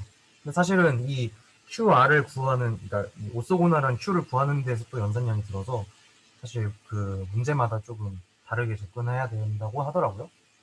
그리고 이 QR 디컴포지션 하는 방법도 여러 가지가 있어서 궁금하신 분들은 여기 예를 들면 하우스홀더나 아니 아까 말한 그람 슈미트도 그렇고요. 뭐 등등등 있습니다. 그래서 이런 여러 가지 세부적인 방법들에 따라서 그 컴퓨테이션 횟수나 아니면 연산을 할 때 필요한 저장 용량 등이 달라지니까 그거에 따라서 다양한 방법을 쓴다고 해요. 실제로는. 이상이고요. 나머지 너무 이론적인 부분 잘 설명해 주셔서 다음 주 발표인 제가 좀 부담이 되네요. 네, 잘 들었습니다. 네, 감사합니다. 그러면 이제 간사님 혹시 하실 말씀 있으시나요? 아, 네. 오늘 뭐 두 분 다 너무 알차게 준비를 해주셔가지고 제가 뭐 이렇게 딱히 드릴 코멘트가 그렇게 많지는 않은 것 같아요. 특히 뭐 경덕이가 되게 준비를 너무 잘해줘가지고 그 오서고널라이제이션을 그걸 왜 하는지도 한번 생각을 해볼 필요가 있을 것 같아요. 그게 뭐 연산량을 줄이는 것도 맞아요. 사실 행렬곱이 이제 행렬이 커지면 커질수록 사실 이렇게 되게 많이 잡아먹는 거잖아요. 연산을. 근데 그런 것도 있는데 그 어떻게 보면은 이제 다 직교하는 성분들로 이렇게 분해를 하는 거다 보니까 그러니까 뭐 설명 변수에 대한 이제 해석 측면에서 그러니까 설명 변수들 간에 이제 결국 다 직교하게 만드는 거잖아요. 그러니까 어떤 한 설명 변수와 다른 설명 변수가 이제 관계가 없게 되는 거잖아요. 그러니까 순수한 설명력을 우리가 그 직교화를 통해서 이 해당 변수가 이제 반응 변수를 얼마나 설명하는지 순수하게 그 설명 변수로 인해서 얼마나 설명을 하는지를 이 직교화를 통해서 우리가 그런 해석적인 측면을 얻을 수 있다. 그런 걸 좀 알고 가시면 좋을 것 같습니다. 네, 감사합니다. 그리고 이제 저희가 그 복습 스터디 조를 다 짜드렸잖아요. 그에 대해서 방이 다 파졌을 텐데 거기서 이제 복습 스터디를 이제 진행하면 이제 1주차에 대한 복습 스터디가 되는 거니까 거기서 궁금하신 내용이 있으셨거나 하면 거기서 말씀 토론하시는 걸로 진행하시면 될 것 같고, 그리고 첫 주차 복습 스터디 맡으신 분들이 각각 있을 텐데 그분들도 약간 자기는 이런 부분이 궁금했다, 자기는 이런 부분이 이해가 잘 안 됐다, 그리고 숙제 과제에 있어서도 이거는 뭐 예를 들어서 ISL 3.5는 잘 풀 수 있을 것 같은데 ESL 3.4는 너무 좀 어려워서 도움이 필요할 것 같다, 그런 거 있으시면 그런 것들 토대로 발제하시면 될 것 같습니다. 그리고 오늘 주제에 대해서 질문 사항 있으신 분 있나요?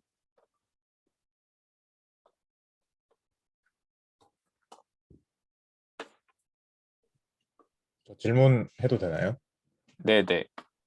저 좀 지엽적인 내용이긴 한데 저 이제 2부에서 이제 경덕님이 그 이제 프리 컨테스트에서 모수는 이제 정해져 있는 상수라고 하셨는데 저 그 부분 다시 좀 듣고 싶거든요. 지금 저희가 지난 학기 안 그래도 베이지언을 배워서 그때 프로젝트 하면서 이제 모수의 뭐 스탠더드 데비에이션 구하고 그랬었는데 이게 프리 컨테스트도 마찬가지로 나오니까 좀 그 부분 좀 다시 듣고 싶습니다.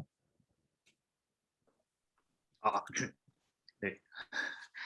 그 결국에 프리 콘테스트랑 베이지안의 관점 차이는 그 모수를 상수로 보느냐 확률 변수로 보느냐의 차이라고 생각을 하고, 이 문서의 베타라는 것 결국에 저희가 알지 못하는 모수이기 때문에 프리 콘테스트는 그걸 상수로 주는 건데, 이제 여기서 제가 말하고 싶었었던 거는 베타 햇은 상수가 아니다라는 걸 결국 말을 하고 싶었는데, 그 결국 베타는 여기서 우리가 모르는 어떤 미지의 상수지만 저상수. 네. 이거를 추정을 하려면 결국 저희 스통2에서 어떤 모수 세타를 추정을 하기 위해서는 통계랑 f, x1부터 xn까지의 펑션으로 그거 추정을 하는 거잖아요. 뭐 x 우리가 가진 데이터들의 펑션으로.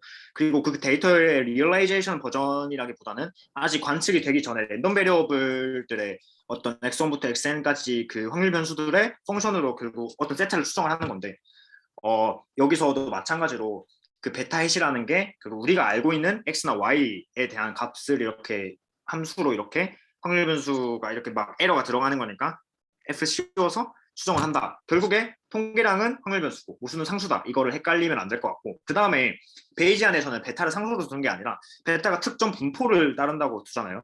특정 분포를 따른다라는 얘기는 뭐 예를 들어서 베타 뭐 y는 그냥 그 x 베타 각각 1차원의 얘기를 해보면, 그 베타라는 애가 정해져 있는 게 아니라 그 확률적으로 어떤 뭐 0에서 1까지 유니폼이라고 하면 그 0에서 1 사이의 값을 이렇게 균등하게 가지는 친구다라고 말을 하는 거고, 걔네를 추정을 하려면 저희가 그 프리 콘테스트에서는 지금 베타가 상수이기 때문에 베타 햇을 그 에러를 미니마이제이션 하는 방식으로 이렇게 약간 그 최적화 방식으로 풀었는데, 베이지안에서는 그렇게 푸는 게 아니라 저희가 프라이어 주고 그 다음에 라이클리우드 데이터에 의해서 계산이 되고 2에 곱해서 베타의 포스테리어를 구해서 걔네 베타들을 이용을 해서 뭔가 저희가 계수에 대해 해석을 하는 느낌이었죠.